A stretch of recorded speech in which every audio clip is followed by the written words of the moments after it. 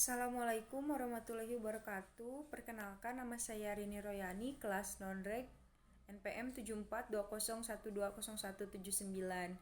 Matkul Hukum Pidana. Dosen Profesor Dr. Hajah Heni Nuraini SHMH. Wakil atau asisten dosen Bapak Dr. M. Rendi Aridayandi SHMH. Tugas review pertemuan kelima pembaharuan hukum pidana. Tim ahli pembahasan RUU KUHP, misi RUU KUHP. 1. Rekodifikasi terbuka dan terbatas. 2. Demokratisasi. 3. Aktualisasi. 4. Modernisasi. 5. Harmonisasi. Beberapa kebaruan dalam RUU KUHP. Tidak ada lagi kategori kejahatan dan pelanggaran. Asas legalitas tetap diakui dalam pasal 1 ayat 1, namun juga mengakui keberadaan hukum yang hidup dalam masyarakat atau living law sebagai dasar untuk memidana pasal 2. Perumusan tindak pidana tidak lagi secara tegas mencantumkan unsur dengan sengaja. Setiap tindak pidana dianggap dilakukan dengan sengaja kecuali ditentukan bahwa ada kelalaian atau culpa. Jadi, unsur kelalaian atau culpa dicantumkan. Terdapat ketentuan tentang kurang mampu bertanggung jawab selain tidak mampu bertanggung jawab pasal 38 sampai 39. Perumusan tujuan pemidanaan pasal 51 sampai 52 dan pedoman penjatuhan pidana pasal 53 sampai 56. Perumusan double track sistem pidana pasal 64 sampai 102 dan tindakan pasal 103 sampai 111. Perumusan pertanggungjawaban pidana korporasi pasal 118 sampai 124. Pengaturan alasan pemaaf pasal 40 sampai 44 dan alasan pemberat pidana 58 sampai 59. Perumusan dan pengaturan permufakatan jahat pasal 13 sampai 14 dan persiapan pasal 15 sampai 16. Asas legalitas dan the living law. Pembatasan berlaku di tempat hukum itu hidup. Tindak pidana tidak diatur dalam RUU KUHP serta sesuai dengan nilai-nilai serta yang terkandung dalam Pancasila, UUD 1945, HAM dan hak dan asas hukum umum yang diakui masyarakat beradab. Sanksi yang diancamkan maksimal setara dengan denda kategori 2, 10 juta rupiah, pasal 96. Bandingkan dengan Perda yang kini memungkinkan pidana kurungan maksimal 6 bulan, denda maksimal 50 juta rupiah. Tidak dimaksudkan menghidupkan kembali pengadilan adat.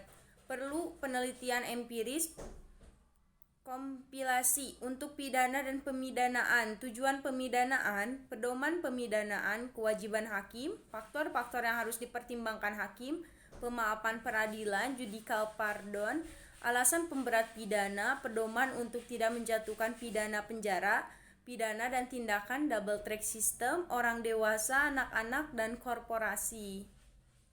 Tujuan pemidanaan pasal 51 sampai 52, pencegahan, pemasyarakatan atau rehabilitasi, penyelesaian konflik atau pemulihan keseimbangan dan penciptaan rasa aman dan damai. Penumbuhan penyesalan terpidana, pedoman pemidanaan pasal 53 sampai 56. Hakim wajib menegakkan hukum dan keadilan. Jika terdapat pertentangan antara kepastian hukum dan keadilan, hukum wajib mengutamakan keadilan. Pemaafan peradilan, judicial pardon, pasal 54 ayat 2. Hakim dapat memutuskan untuk tidak menjatuhkan pidana atau tidak mengenakan tindakan dengan mempertimbangkan 1. Ringannya perbuatan, 2. Keadilan pribadi pelaku, 3. Keadaan pada waktu dilakukan tindak pidana serta yang terjadi kemudian. Segi keadilan dan kemanusiaan, jenis pidana, pidana pokok pasal 65A, pidana penjara, 2 pidana tutupan, 3 pidana pengawasan, 4 pidana denda, 5 pidana kerja sosial. Pidana tambahan pasal 66, 1 pencabutan hak tertentu, 2 perampasan barang tertentu dan tagihan, 3 pengumuman putusan hakim, 4 pembayaran ganti rugi, 5 pencabutan izin tertentu, dan 6 pemenuhan kewajiban adat setempat. Pidana yang bersifat khusus pasal 67 sampai pasal 100.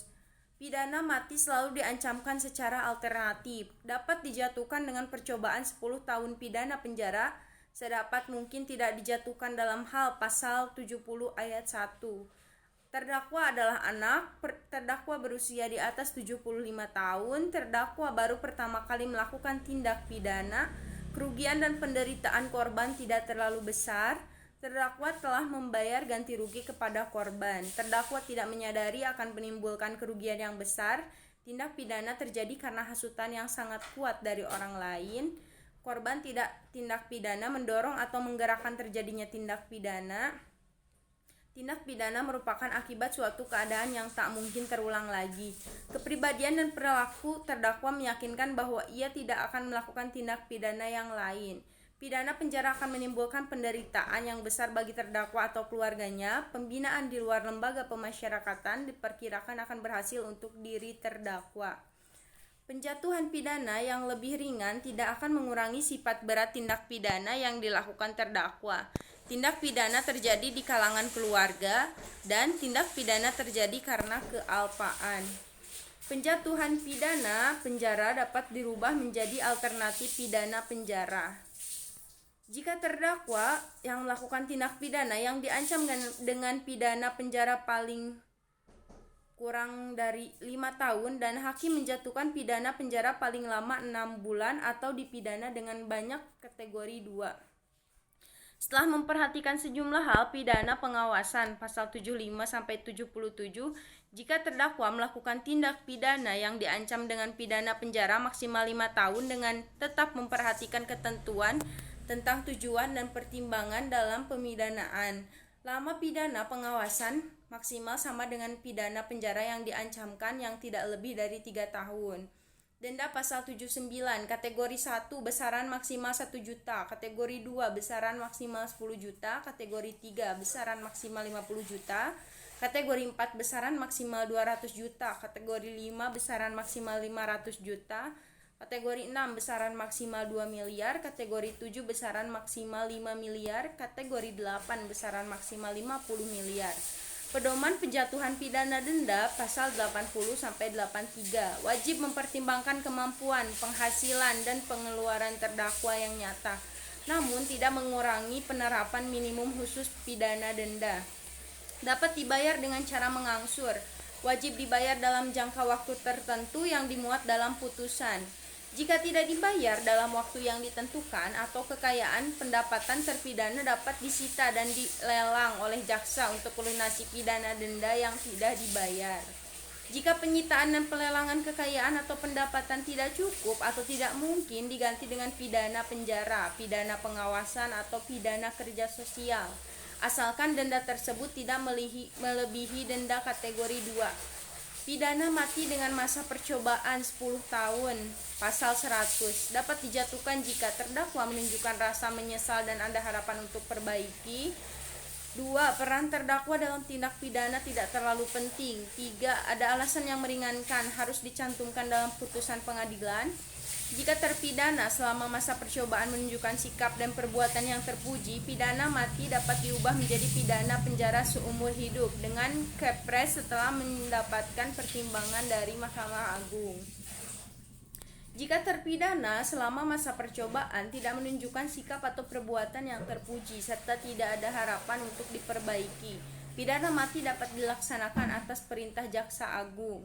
Pidana tambahan, pencabutan hak tertentu, pasal 86, hak memegang jabatan publik pada umumnya atau jabatan tertentu, hak menjadi anggota TNI atau Polri, hak memilih dan dipilih dalam pemilihan umum, hak menjadi wali, pengawas, pengampu atau pengawas atas orang yang bukan anaknya sendiri, hak menjalankan kekuasaan bapak, menjalankan perwalian atau mengampu atas anaknya sendiri, hak menjalankan profesi tertentu dan hak memperoleh pembebasan bersyarat.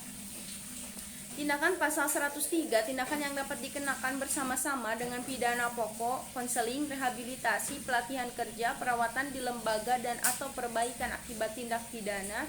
Tindakan yang dapat dikenakan kepada orang yang mengalami disabilitas mental dan intelektual, rehabilitasi, penyerahan kepada seseorang, perawatan di lembaga, penyerahan kepada pemerintah dan atau perawatan di rumah sakit jiwa.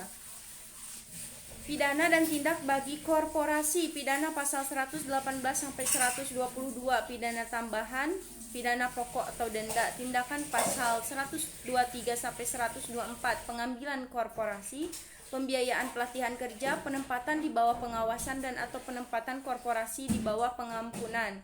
Pidana tambahan bagi korporasi pasal 120, pembayaran ganti rugi, perbaikan akibat tindak pidana, pelaksanaan kewajiban yang telah dilalaikan, pemenuhan kewajiban adat, pembiayaan pelatihan kerja, perampasan barang atau keuntungan yang diperoleh dari tindak pidana, pengumuman putusan pengadilan, pencabutan izin tertentu, pelarangan permanen melakukan perbuatan tertentu, penutupan seluruh atau sebagian tempat usaha dan atau kegiatan korporasi, pembekuan seluruh atau sebagian kegiatan usaha korporasi dan pembubaran korporasi. Sekian yang dapat saya sampaikan. Mohon maaf bila banyak kekurangan dan kesalahan. Terima kasih. Mohon maaf yang sebesar-besarnya. Wassalamualaikum warahmatullahi wabarakatuh.